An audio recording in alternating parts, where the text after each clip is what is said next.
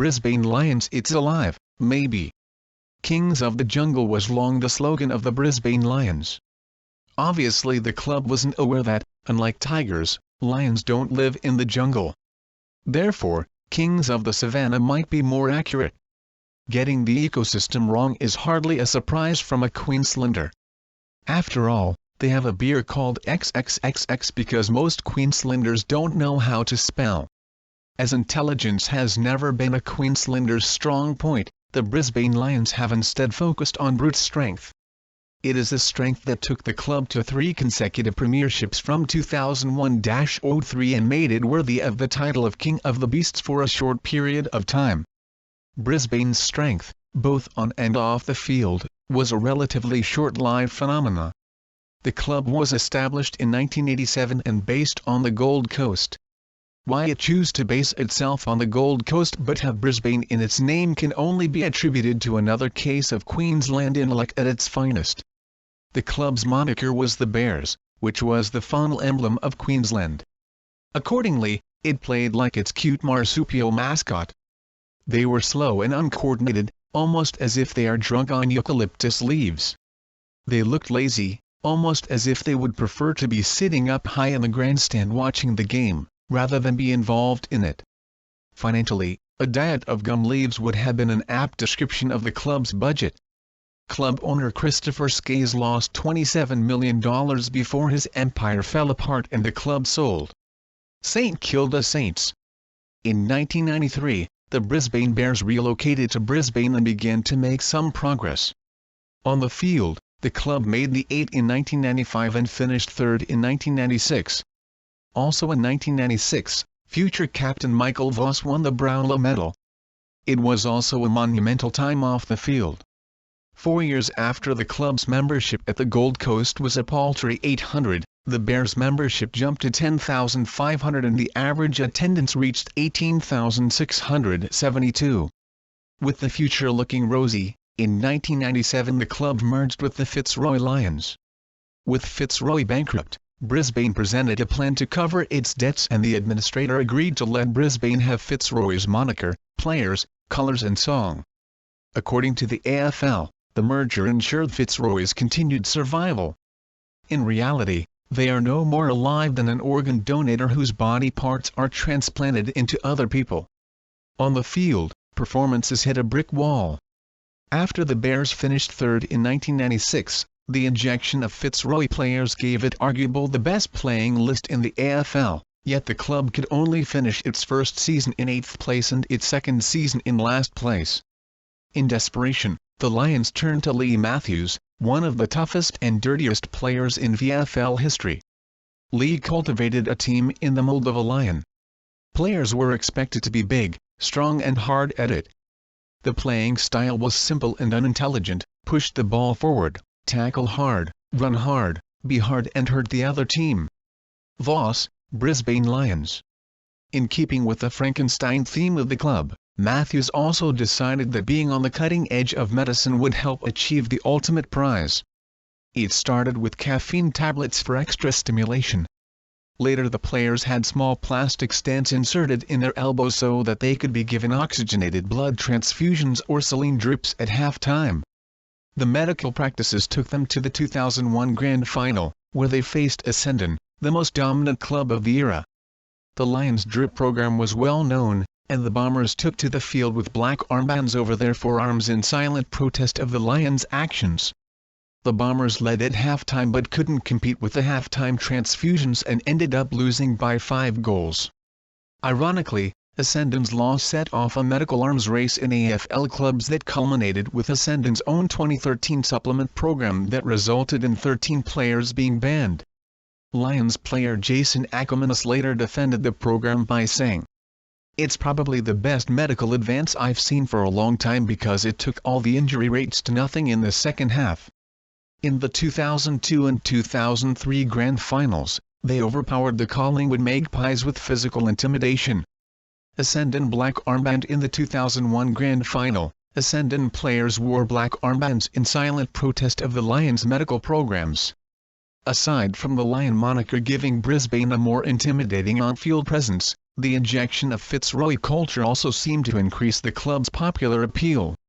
Fitzroy's colours were more aesthetic than the hideous brown and yellow of the Bears. Only Hawthorn's colours had been worse. Furthermore, Fitzroy's song, to the tune of the French national anthem, infused some French-style arrogance. With 3 consecutive premierships, Brisbane briefly had some of that. As for Fitzroy, it had been a strong club in the early part of the 20th century. They had built a strong rivalry up with neighbouring Collingwood that was based on topographical issues rather than on-field battles. When it rained, Fitzroy's sewage flooded into lowly Collingwood. Obviously, taking Fitzroy's sewage did little to endear Collingwood to its neighbour, but it did a great deal to endear Fitzroy to the rest of Melbourne, and so the Roys became everyone's second team. In the 70s, the club pulled out the chic book to buy a premiership. The gamble didn't work and the club found itself struggling under the weight of debt. Ironically, it was the actions of clubs like Fitzroy that led to the creation of an independent VFL administration that aimed to stop clubs acting recklessly in the future, yet then evolved to cull Fitzroy from the league. Aside from lacking money to spend on marketing, Fitzroy was forced to sell off some of its star players to pay debt. Continuing financial difficulties led to it having 4 different home grounds from 1984 to 1996. Each move was a blow to its identity and the ability of its fans to continue to support the club. Disenchanted players jumped ship as they saw the club was trying to survive, not try to win a premiership. Finally, the AFL as good as stated that the club had no future, resulting in all potential financial saviors keeping their distance. Although Brisbane and intelligence are often defined as contradictory words, in the merger, it seems Brisbane intelligence has combined with Melbourne culture to make a useful partnership. And for all those old-time residents of Fitzroy who fondly remember the days when rain carried their sewage off into Collingwood, they can now continue to take pleasure at seeing the Lions of today continue to shit over the Pies. When that occurs, the Lions again become everyone's second team. Membership slogans. 2013 slogan, because pride is within. 2014 slogan, believe. Belong. 2015 slogan, believe. Belong. 2016 slogan, believe. Belong. 2017 slogan, all for one. Review. Intellectual slogans will always look phony on a club that once based itself on the Gold Coast despite having Brisbane in its name. For 3 years, the club pressed ahead with Believe Belong, probably because 1 year was too short for a new slogan, the marketing department to think of a new one. After 3 years of failure, it was pretty obvious most potential members neither believed nor belonged. Still short of ideas, it found inspiration with the Three Musketeers and changed to All for One, but so as not to place unrealistic pressure on players thinking of going home, it dropped the One for All. Suggested slogans. Don't go home, please. Queensland, it's not just for old people anymore. Believe. Belong. One day don't think, just do. Club theme song. We are the pride of Brisbane town, we wear maroon, blue and gold. We will always fight for victory, like Fitzroy, and Bears of old. All for one, and one for all, we will answer to the call. Go Lions, Brisbane Lions, we'll kick the winning score. You'll hear our mighty roar. The Lions song is sung to the tune of the French national anthem and sings about what the club will do rather than what it has done. Perhaps this is indicative of two clubs that have a history of failure and just hope things will get better one day. Roy Morgan research. Brisbane Lions supporters are 2001 when compared to other Australians. 85% of Brisbane Lions support comes from Queensland while only 7% comes from Victoria. 37% more likely than the average person to have only primary school education. 20% more likely than average to be renting a house.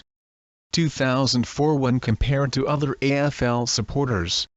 Made up of 83% Queenslanders, 67% more likely to have gone to a theme park, 27% more likely to live in country areas, 20% more likely to have gone to the beach. From 2001 to 2004 Brisbane Lions supporters have increased by 66.8%. 2006 when compared to other AFL supporters.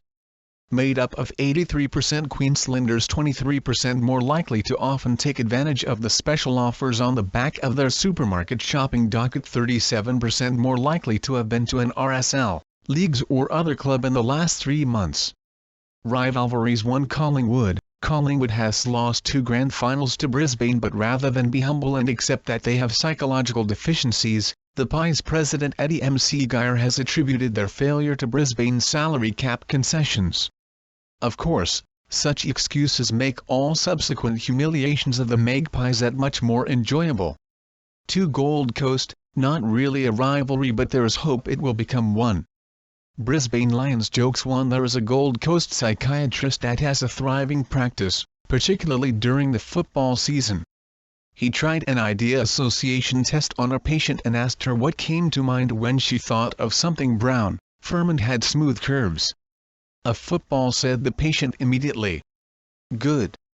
And what comes to mind when 2 arms slide around your waist? An illegal tackle, was the instant reply. Now picture a firm set of thighs, a full back. Top marks, said the psychiatrist. Your answers are perfectly normal. You would be surprised by some of the silly answers I get. 2 Why do Lions fans drink a beer called XXXX? Because they can't spell beer. 3 A Brisbane Lions fan is someone who reads comic books without moving their lips. 4 Why wasn't Jesus born into the Brisbane culture? Because there are no wise men or virgins. Icons Michael Voss, tough, skillful, courageous and born in Queensland. Jason Ackermanis, eccentric midfielder born and bred in Queenslander. A favourite of the media but booed Australia-wide and even among his own teammates. Alastair Lynch, ex-Fitzroy player whose departure from the club set it on the road to extinction. Must have found all the old retirees in Queensland empowering, as he kept playing long after he should have discovered he has a favourite chair. Roger Merritt, made his name at Essendon but did the hard yards with the Bad News Bears.